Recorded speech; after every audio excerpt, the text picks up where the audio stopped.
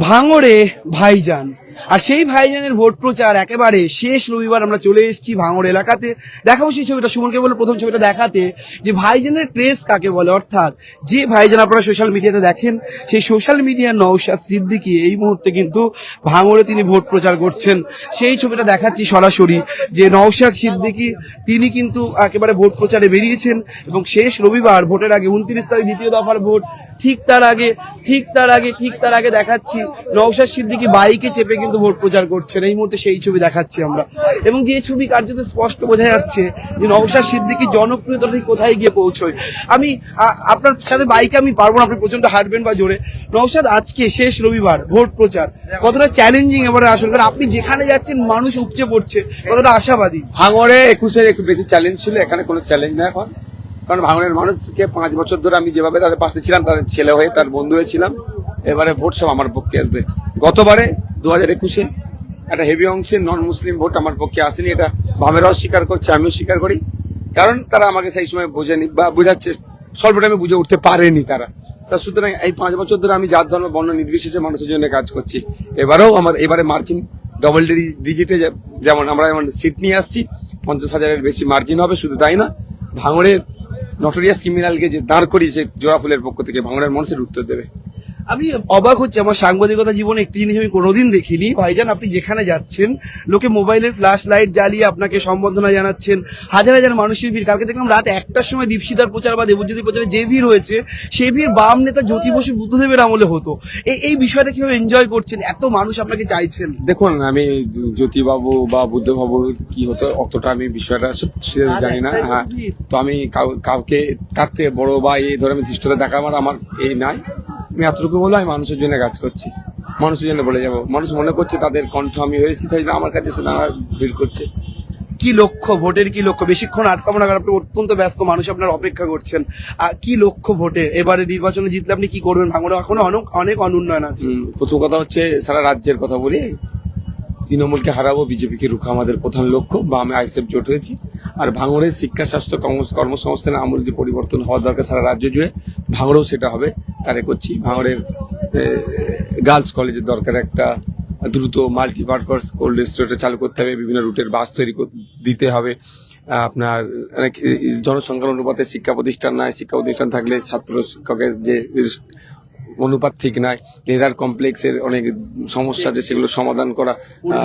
পরিযায়ী শ্রমিক এখানে আন্তর্জাতিক মানে যাতে একটা এগ্রিকালচারের হাব করা যায়, মানে এক্সপোর্ট করার জন্য তার একটা করা যায়। কারণ ভাঙড়ের সবজি সারা পৃথিবীতে পাঠানো যদি যায়, তাহলে ভাঙড়ের মানুষের কাছে ডলার আছে, ভাঙড়ের মানুষ উপকৃত হবে। এইগুলি ইচ্ছা আছে। শেষ প্রশ্ন, বাংলা জুড়ে আপনি ছুটে বেড়াচ্ছেন, কতটা ফিট আছেন? আর প্রতিপক্ষ কঠিন কাকে মনে করছেন? জনগণ আমার পাশে না থাকলে আমার পক্ষে সম্ভব না। জনগণ শক্তিশালী, এটা মনে করি। এরকম শক্তিশালী থাকতে হবে, সজাগ হয়েছে, এটাই ভালো লাগছে জনগণকে। আর ফিট, হ্যাঁ আমি ফিট, কারণ হচ্ছে আমি একটু বলি, আমি একটু খেলাধুলা করতাম। প্র্যাকটিস শুরু হওয়ার আগেই প্রায় 8-9 কিলোমিটার আমাদেরকে শুধু রান করাতো আমাদের কোচেস যারা ছিলেন। তারপরে অন্য ফিজিক্যাল প্র্যাকটিস সেইগুলো আছে, চলে যাচ্ছে। আর আশীর্বাদ আছে, সঠিক পথে আছে, সৃষ্টিকর্তার আশীর্বাদ আছে, সাথে চলে যাচ্ছে। আর যত চারিদিকে আইএসএফ এর পতাকা, সিপিআইএম এর পতাকা, সব মিলেমিশে ভাঙড়ে, সব মিলিয়ে এই মুহূর্তে ভাঙড়ের ভাইজানকে দেখার জন্য কিন্তু সাধারণ মানুষ কিন্তু কার্যত ভিড় জমিয়েছেন। আইএসএফ এর পতাকা, সিপিআইএম এর পতাকা পেরিয়ে তাকে দেখার জন্য মানুষের যেমন ভিড় রয়েছে, সেই ভিড় পেরিয়ে আমাদের ক্যামেরার লেন্স ঠিক কতটা তাকে দেখাতে সক্ষম হবে, সেই বিষয়টা কিন্তু অত্যন্ত প্রশ্নের। তার কারণ ভিড়, জনপ্রিয়তা। এই ভাইজান অর্থাৎ নওশাদ সিদ্দিকী একটা সময় ভাঙড়ে তিনি নবাগত ছিলেন, তিনি ফুরফুরা শরীফে তার বাড়ি, এবং তিনি সেখান থেকে আসেন, এখানে প্রার্থী হন। বিভিন্ন অভিযোগ তার বিরুদ্ধে উঠেছিল, ভাঙড় অশান্ত হয়েছিল বারবার, কিন্তু কোথাও গিয়ে সেই সমস্ত কিছু পেরিয়ে নওশাদ সিদ্দিকী হয়ে উঠেছেন এখানকার শুধু ভাইজান নয়, বঙ্গের বিভিন্ন ক্ষেত্রের ভাইজান। তার কারণ তার প্রচার দেখতে, তার প্রচারে ভিড় জমাতে কিন্তু বহু মানুষ আসছেন।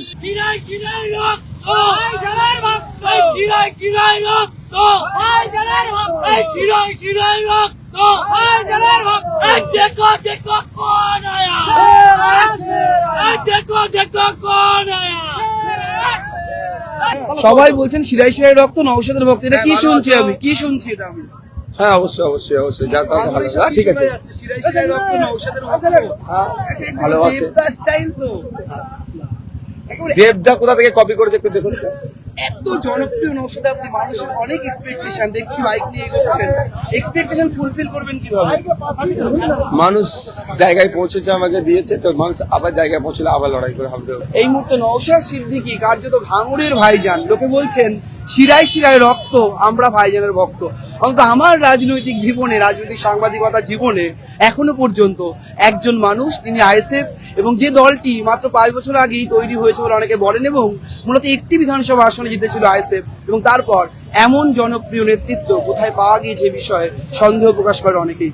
এখন দেখার আগামী 4 মে ভাইজানের এই ক্রেজ বা ক্যারিশমা মিলেমিশে একাকার হয়ে ভাঙড়ের রায় কোন দিকে যায়, এবং আইএসএফ আরো কোনো আসনে তাদের হুল ফুটাতে পারে কিনা, এবং তাদের যে খাম চিহ্ন সেই চিহ্নের আরো ঠিকঠাক করে সফলতা আসে কিনা। ক্যামেরা সুমনের সঙ্গে রমেন দাস, সংবাদ প্রতিদিন.in।